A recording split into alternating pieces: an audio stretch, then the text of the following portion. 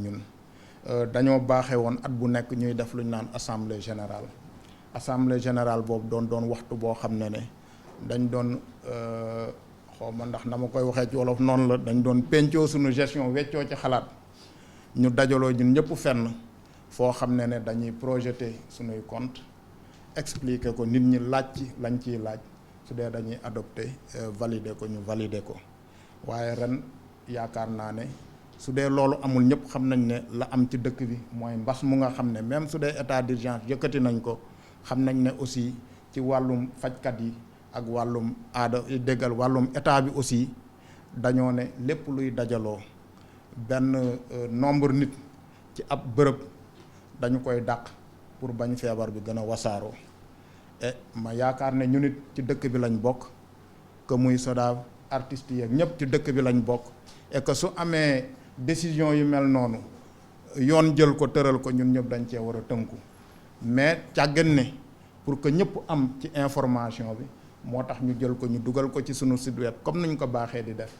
parce que même bu dul sax force Covid bi même suñu dajaloo fenn def ko toujours sunu rapport mi ngi ci sunu site web ku ko soxla nga xool ko nga gis ko parce que loolu noonu yëpp aussi dañuy bëgg lépp lu ñuy def rek mu tegu ci leer ak leerlu ak leeraay.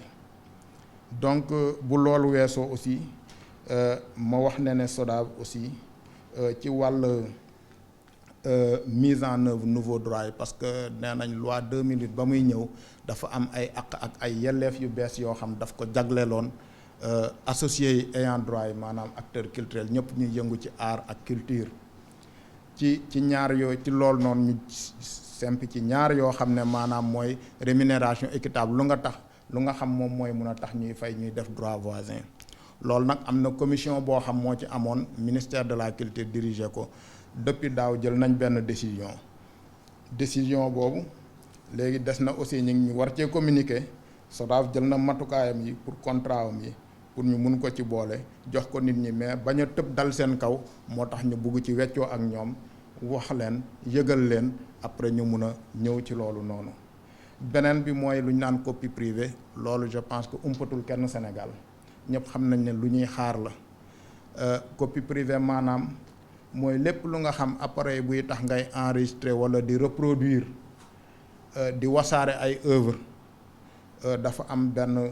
redevance boo xam dañ ko ciy jël boo xam ne moom mooy permettre manque à gagner bu artistes yi di am ñu jox leen ko moom lañ naan copie privée boobu tamit liggéey bi dafa toll ci ñaari pàcc sur le plan technique dem nañ ba am nañ benn pourcentage foog naa mooy ñaari poñ yu teg genn wàll boo xam ne ci valeur CAF mooy valeur bu marchandise bi di ñëwee su ñëlee calculer ñun 2,5% valeur boobu noonu la ñuy jëlee ñu calculer ko pour mu dem ci rémunération pour copie privée mais leneen tamit lu ci am solo mooy comme ñun suñu dëkk yi tàmmuñ di faral di produire yenn yi ci biir fii lu ci gën a bëri dañ koy dugal ci dëkk bi liggéey boobu dañ ci soxla bu baax jàppalewu douane administration douanière mais ak douane tamit dañoo bokk ci benn ministère mooy ministère de l'économie donc loolu dafa aajo ministère de la culture ak ministère de l'économie ñu am benn protocole dégg naa nag ñaari kilifa yi ñu ngi ciy waxtaan ñun ñëpp nag ñu yàkkamti waxtaan bi gaaw a aboutir parce que soo xoolee nag quand même dëkk yu mu am yëpp dafa gaaw a yëkkati affaire bi ma jox leen misaal bu ndaw gis nga suñu jëlee ces catégories de droit ma toog ak sama yenn collègue du ma sax citer yenn pays africains yi parce que bëgguma xoos kenn duñ ñu sax seen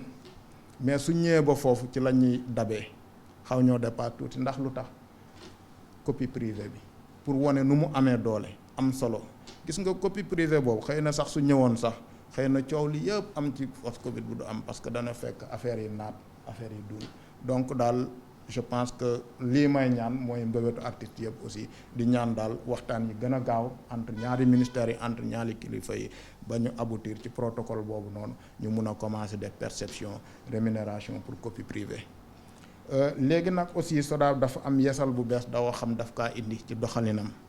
toujours ci respect ak protection droit yi ak concrétiser droit yi mooy su ngeen xoolee au mois de novembre passé amoon nañ fi réunion bu ñu defoon fële Grand Théâtre boo xam ne depuis bu ñu sancee système de gestion collective au Sénégal presque lu ëpp ñeent fukki at c'était la première fois les auteurs d'art plastique ñu leen di fay ay droit vraiment am na ci mag ñoo xam sax seen dënn tooy na seen bëkkiir seen xol tooy na ba ñu xaw a jooy parce que ñoom dañoo ne woon dañoo yaakaaroon ne danañ dund ba dee duñu mës a am droit d'auteur te lii may wax noonu lañ ko waxee woon je pense que archive rajo yi ñu ngi ci woon donc muy lu am solo loo xam ne nag jéego boobu teg nañ ko duñ ko bàyyi te ñu ciy remercier waale aussi une société sœur française boo xam jàppale woon nañ ci parce que aussi sa mbaaxu moroom waruloo ko nëbbu da nga koy wax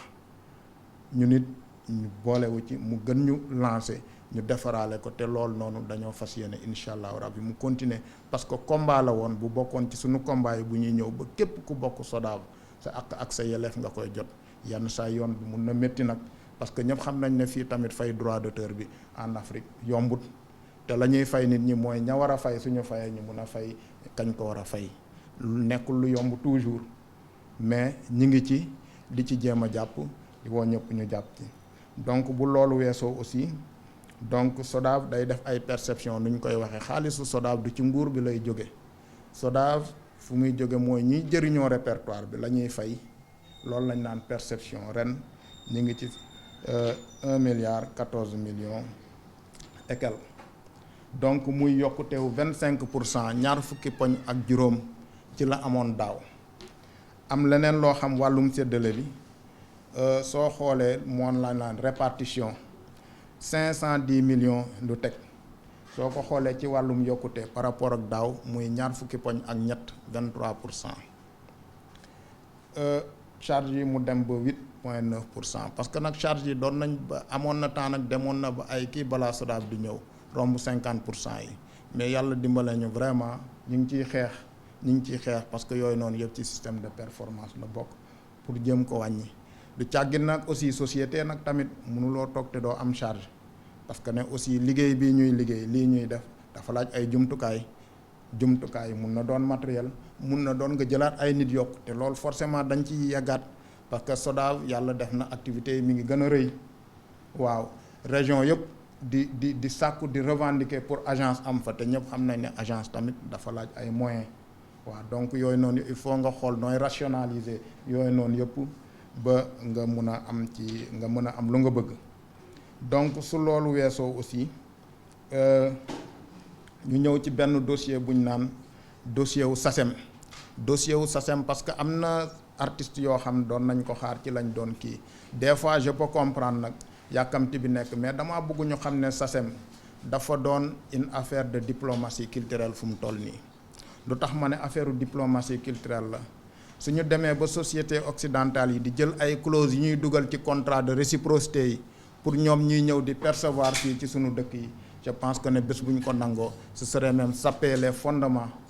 de nos indépendances parce que tout le monde sait que quand même les indépendances des pays africains reposaient d'abord sur des préalables culturels. Nous sommes au pays de Senghor et tout le monde sait que quand même la culture dafa bokkoon ci piliers yu jiitu pour l'accession aux indépendances et aux autonomies dans nos pays donc ñu ne du ñu nangu lu nekk ñu ngi ci di ci négocier yenn saa yi ñu am acquis ci point yenn saa yi ñu am acquis mais point bu gën a kii bi daal mooy clause de non exclusivité kooku nag société africaine yëpp lañ ko bëgg a imposer société africaine yëpp aussi bañ ba nga xam ñu ci bëri par rapport ak ñun expérience ak avancée bu ñu am ci négociation dossier boobu ñu ne SODAV mooy diriger kuréel boobu noonu ci société africaine yi bu nga xam moom mooy négocier genre accord yooyu noonu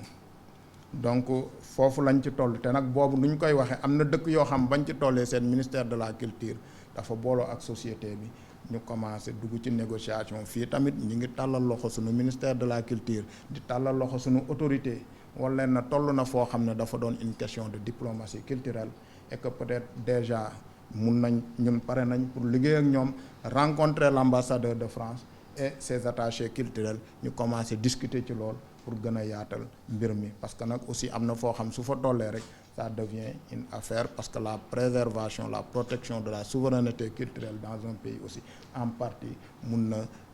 nekk à la charge de l'État à travers son ministère de la culture donc c'est que ne daal bés bu ñu kii rek waxtaan bi dana ubbi ñu gën ci nekk donc bu loolu weesoo aussi xam nga société de gestion collective yëpp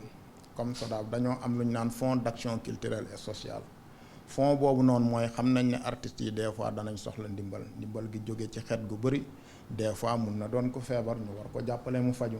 des fois mun na am ku am problème social comme keneen nu muy amee problème social nga war ko ci jàppale comme aussi am na nag loo xam loolu vraiment particularité la pour Sénégal par rapport à beaucoup de pays africains mooy pension de retraite viagère yi ñuy fay yenn artistes yu nga xam dañoo yàgg ci art dem ba mag dal leen parce que nu ñu koy waxee quand même àdduna da nga dem ba fenn mag mun na la dal la xale yi doon def dootoo ko mun a def même su dee doonte xëy na yenn saa yi dese nga talent wala loolu noonu voilà donc ñooñ tamit am na loo xam ne ñaari weer bu nekk am na lu ñu leen di jox waaw loolu mooy fonds d'action culturelle et sociale bi voilà donc mu tënkoo ci loolu noonu donc léegi nag SODAV comme société yëpp aussi am na ay contraintes difficultés maanaam jafe-jafe parce que yenn saa yi danañ am na yoo xam dañ ko soxla te mooy newagul fii et comme nu ma koy fàttalee ñun du état moo ñuy jox sunu xaalis jógewul ci caisse trésor public donc ci la ñuy liggéey moom ngay xool nooy def ba fay gars yi gérer ci mais na nga ciy gérer aussi doo yóbbu lu bëri aussi ci lu ñuy war a am yooyu noonu yëpp donc dafa laaj ay arbitrage ay rationalisation yoo xam dafa xaw a poussé te ñëpp xam nañ ne quand même on a un secteur culturel très alerte et c'est bien pour nous parce que des fois aussi nga am un système d'alerte et de veille day tax toujours foo toll ngay xool sa taxawaay sa toogaay xëy na tamit bokk na ci lu ñuy poussé en tout cas atteindre ce niveau de performance parce que niveau de performance bi su ma koy wax du loo xam ne dama koy wax pour yaama neex parce que xam nga kii c'est le rapport sur les collectes mondiales 2019 qui porte sur les données de 2018 kii c'est un rapport de la CISAC ñi depuis bu BSDA di am ba léegi ñi ngi ak say données ils ont des experts financiers ak lépp données boo leen jox su dul noonu dañu koy xam donc yow pour nga am un pays boo xam ne da ngay am une page spéciale dans ce rapport là c'est pas que dans chaque continent on prend des pays yu nga xam ci benn année dañoo def des prouesses extraordinaires doon modèle par exemple je prends là en Europe gis nga kaaw Danemark Italie mais en Afrique bañ ko jëlee aussi dañoo jël le Sénégal ça veut dire la SODAV ñu jël ko ñu defaral ko ci une page spéciale boo xam moo nekk nii donc lii may wax document bi créé wuñ ko Sénégal créé wuñ ko fii yéen ñoom mun ngeen ko lire tubaab donc lii dafa am solo nit ñi xam ne lii ñuy wax comme à notre habitude duñ wax joo xam frank wala fenn wala wéeruwul fenn lépp lu ñu wax rek am na fu ñu ko wéer am na fu ñu ko tënk je pense que lii c'est pour l'honneur de tout le pays naam nag lu may wax nul n'est prophète chez soi donc toujours aussi dafa baax nit ñi di ñu làbbali pour fàttali loolu yàqul fas mais tamit ñuy nangu tamit jéego yu ndaw yu nit ñi nekk aussi di def parce que ñii bañ leen di bind kenn saxalu leen lem kenn fayu leen kenn neexalu leen ñii kenn mënu leen neexal ils ne sont pas dans la compromission da ngay jaarale yoon def lu wóor nga nekk fii am na société yi ñu jiitu depuis plus de 40 ans 50 ans mosuñ fi ne xaajaguñ fee nekk donc loolu tamit pour wane que ne SODAV en moins de 4 ans mu mun a figurer fii kii moom laay wax c'est la CISAC mi ngi mel ne FMI buy noté benn dëkk c'est ça mi ngi mel ne FMI buy noté benn dëkk ñu jox la une très bonne note je pense que loolu ndam la pour ñun ñëpp waaw donc may wane na rek jafe-jafe moom ñàkkul waaye ñi ngi jéem a def lu ñu mun lii nag du tax ñu comme niñ koy waxee rek ñu dalal suñu xel toog non am na chantier yu bëri yoo xam ne aussi dafa war a ñëw da cee war a topp loolu daal laa bëggoon partager ak yéen di leen di jërëjëfal ci seen teewaay tey jii ni ñu mën a partager ak yéen